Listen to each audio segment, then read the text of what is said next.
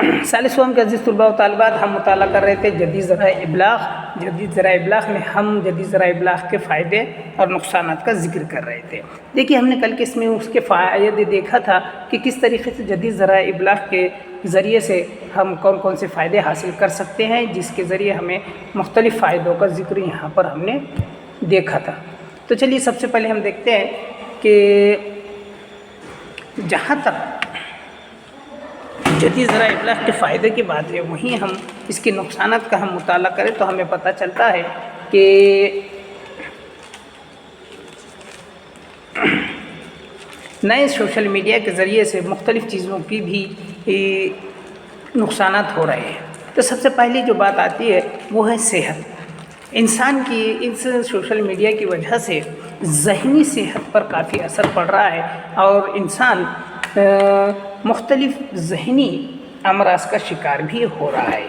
جہاں اس سے مختلف معلومات اور مختلف چیزوں کے بارے میں پتہ چلتا ہے، وہیں ہمیں ان تمام چیزوں سے اب احتیاط کرنے کی بھی ضرورت محسوس ہو رہی ہے۔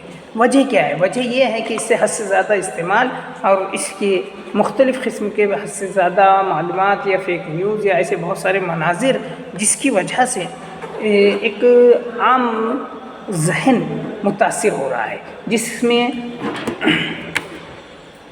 میں بچے سے لے کر بوڑھے تک ہر عمر کے لوگ شامل ہیں۔ ہر کوئی اپنے اس طریقے میں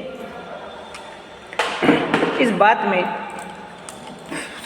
سوچ میں مشغول ہے کہ یہ کیا چیزیں ہیں، لیکن جہاں تک کہا جاتا ہے کہ انسان جب ان تمام باتوں کو سوچتا ہے تو جتنی جدید ذرائع ہے ان میں انسان اپنے آپ کو بالکل تنہا محسوس کر رہا ہے۔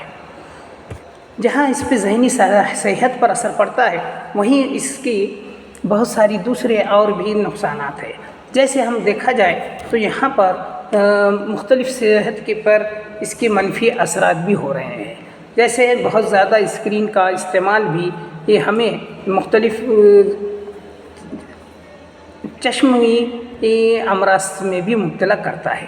اس کے ساتھ ساتھ یہ انسانی صحت کو بہت زیادہ متاثر کر رہا ہے، جہاں انسان مختلف کھیل کود میدان پر کھیلنے والی چیزوں سے دور ہو کر انٹرٹینمنٹ اور اس سوشل میڈیا کی وجہ سے صرف ایک کونے میں قید ہو چکا ہے، جس کی وجہ سے وہ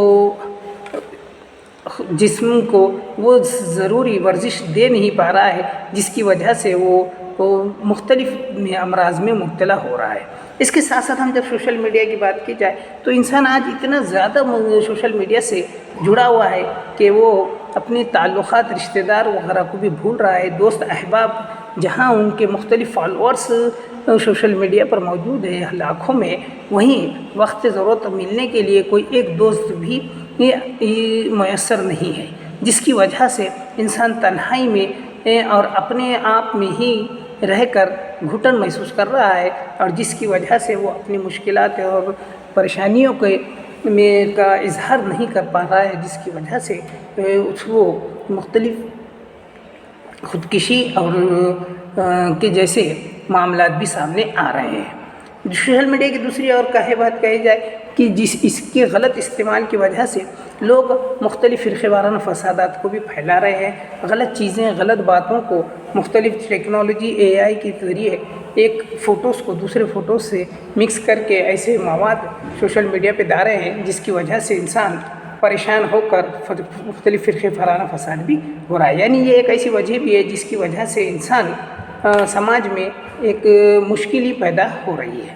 تو خیر یہ تھے اس میں کچھ نقصانات جو جدید ذرائع ابلاغ میں ہم پڑھ سکتے ہیں۔ آگے ہم دیکھتے ہیں کہ اور کون کون سے نقصانات ہو رہے ہیں۔